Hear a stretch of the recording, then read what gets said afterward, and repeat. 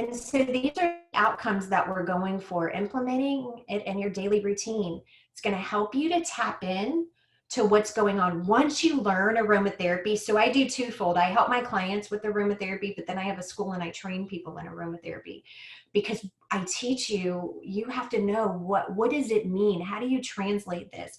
If I'm really attracted to a scent, what does that mean? What's it telling me? We translate that personality, because then it identifies the roadblocks. So very common when you smell your oils, I'm asking you, well, how do you feel? And where are you feeling it? Because if you're feeling it in the throat region, then that's telling you, oh, you're not speaking up about something. So whatever this oil is, it connected there, it can help you with that. And then it opens up your imagination. It helps you realize solutions. So sometimes whenever you're in the midst of a tough case or a tough situation, you got to walk away, clear the mind, and come back in. In aromatherapy, we do coffee beans to cleanse the palate, right? We have to cleanse our cognitive palate too.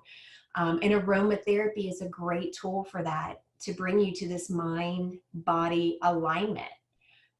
And so when you use aromatherapy, you know, if you're going to use that and for yourself or in your profession, you know, choosing what you need. So where are you at mentally, emotionally, physically, yourself or your client?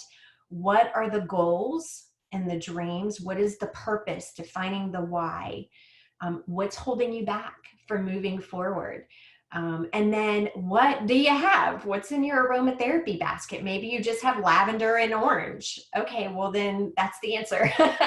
And so maybe we put them together or we use them individually, and then you can smell it to see if you like it or not. And if you're just getting used to aromatherapy, I would say go with scents that you like for now.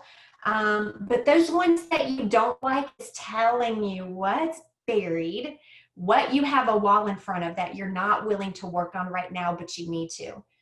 And it doesn't mean, oh, well, then if I need to work on it, I have to go do it. No, it's kind of like a massage. You have to work your way into it, peel the onion back, you know, get to that layer so you're ready to work on that. So some scents that you can use for focus and concentration. So we're getting in our mindset, we're focused and we can concentrate. That's going to be your lemon, because that's going to light your path. Lemon is yellow. It's like sunlight. So if you ever lose your way, lose your identity, that helps you find your way back to yourself, or find your way through a tough challenge. Rosemary is very significant for memory. So remembering and for focus. And spearmint is very good during times of transition. Now, when you're using aromatherapy, there are safety precautions, like lemon is phototoxic. You're not going to put it on the skin and go out in the sun. So there is some contraindications that you want to be careful of. People doing certain medications, we want to be careful of.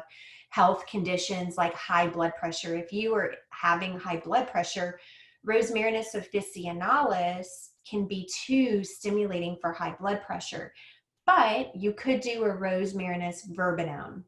The verbenone has a different chemistry to it that doesn't have that elevating for the high blood pressure. So knowing your safety guidelines. And then some scents you can use for motivation: eucalyptus, whenever you feel overwhelmed and you need room to breathe, or you feel like, oh my gosh, I just need to run and get out of here. That's going to be your eucalyptus. Cinnamon, I have coined, it's really a hug in a bottle when you just need a big hug. You know, there's loneliness. You need to ignite your inner fire. You need to ignite that passion. And lemongrass, you know, is going to inspire flexibility. Flexibility to change, shift, and pivot, which I think we're all going to be masters of at the end, you know, of these next few months. And then the ways you can do that is you can diffuse them. So put them in a diffuser. I don't know if you can see the one I have going back here, but you diffuse that, get it in the air. If you don't have a diffuser, you can get a bowl and put some salt in there, Epsom salt, and just drizzle some oil on top and let that serve as your diffuser, adding it into an aromatic bath, mixing it in the salts, and then putting it in your bath water. You know, massage oil, creating specialty roll-ons that you can use, you know, for headaches or for focus and concentration. But whatever you do, even if you just have one essential oil and you open it and you smell it, add something into your daily routine, because again, activation of the mind, healing starts in the mind, and we need to activate our thought process to connect. So it's a really good way to connect. So you hold the cards to your consistent mindset, right? So connect and communicate, rally your team. What's going to help you stay connected and communicate? Do your affirmation statements, your positive affirmation statements every day. And I'm going to challenge you to add your aromatherapy in when you do it. Your daily routine, create your daily habits with aromatherapy. Diffusing it, because diffusing it, that's going to help you release stagnation. When you're stuck and stagnant, you're not moving forward. You don't have a good mindset. Your motivation is not going to be so high. And then self-care. So putting those daily deposits into the bank of you. You have to deposit. You cannot continuously give without receiving. So some motivational tips that I enjoy, that I like, are movement with exercise, dancing, get the blood flowing, having fun, smelling your oils, having a positive community, creating a dream board, and anything that you're doing, diffuse your oils while you're doing that, because there's research that show anything you do where you match scent to it, you will remember that more. It embeds that more. It creates a more positive environment. Creating those daily action steps towards your bigger goal, and celebrating the small wins. And reward yourself for those small wins, because it's huge.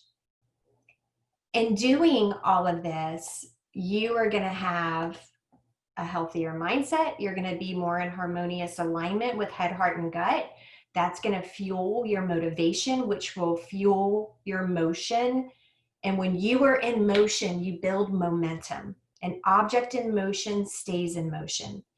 We need to continue that. So design your plan, align and connect to your deepest, innermost core level, because when you do that, you can shine a light on what you do and it will come through you.